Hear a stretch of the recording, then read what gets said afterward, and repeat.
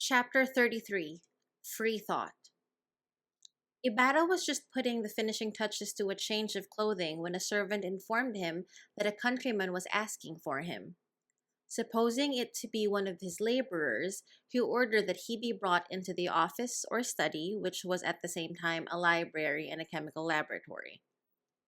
Greatly to his surprise, he found himself face to face with the severe and mysterious figure of Elias.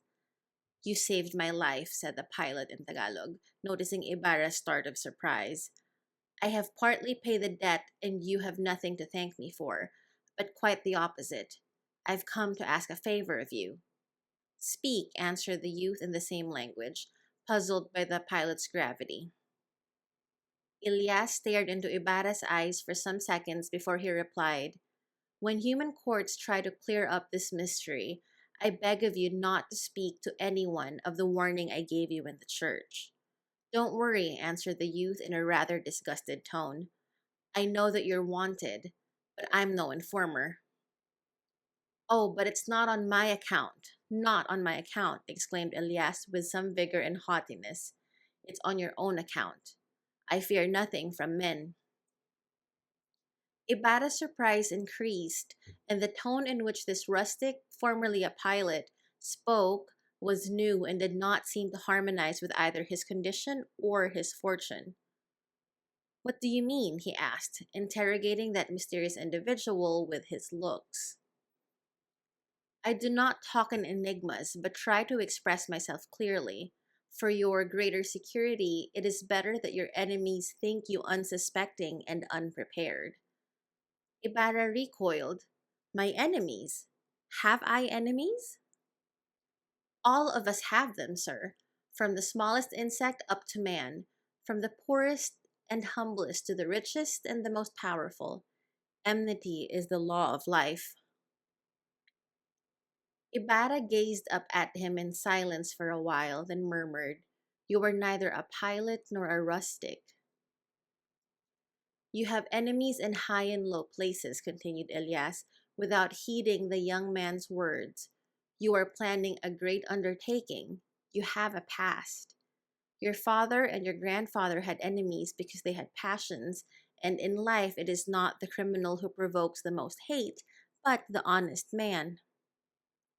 "Do you know who my enemies are?" Elias meditated for a moment. "I knew one, him who is dead," he finally answered. "Last night I learned that a plot against you was being hatched from some words exchanged with an unknown person who lost himself in the crowd. The fish will not eat him as they did his father. You'll see tomorrow," the unknown said. These words caught my attention not only by their meaning, but also on account of the person who uttered them, for he had some days before presented himself to the foreman on the work with the express request that he be allowed to superintend the placing of the stone.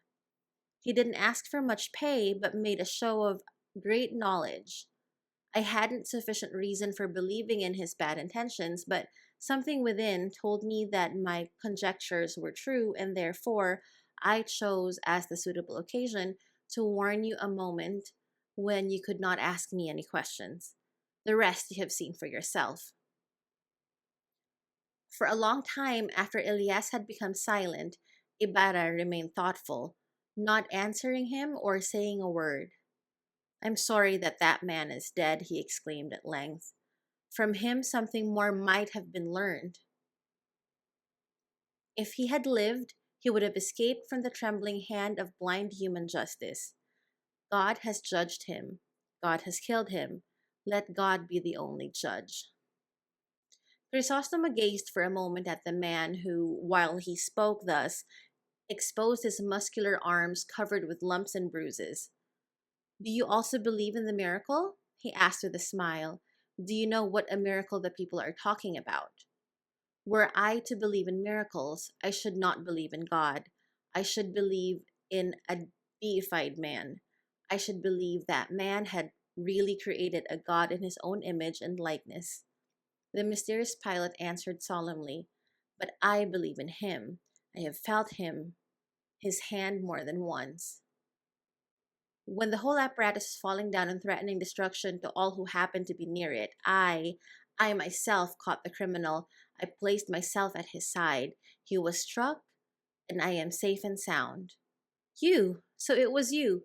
Yes, I caught him when he tried to escape once his deadly work had begun. I saw his crime, and I say this to you. Let God be the sole judge among men. Let him be the only one to have his right over life. Let no man ever think to take his place. But you in this instance, no, interrupted Elias, guessing the objection. It's not the same. When a man condemns others to death or destroys their future forever, he does it with impunity and uses the strength of others to execute his judgment, which, after all, may be mistaken or erroneous.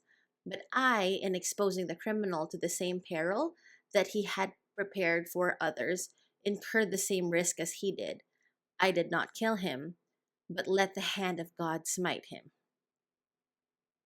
Then you don't believe in accidents. Believing in accidents is like believing in miracles. Both presuppose that God does not know the future. What is an accident? An event that no one has at all foreseen. What is a miracle?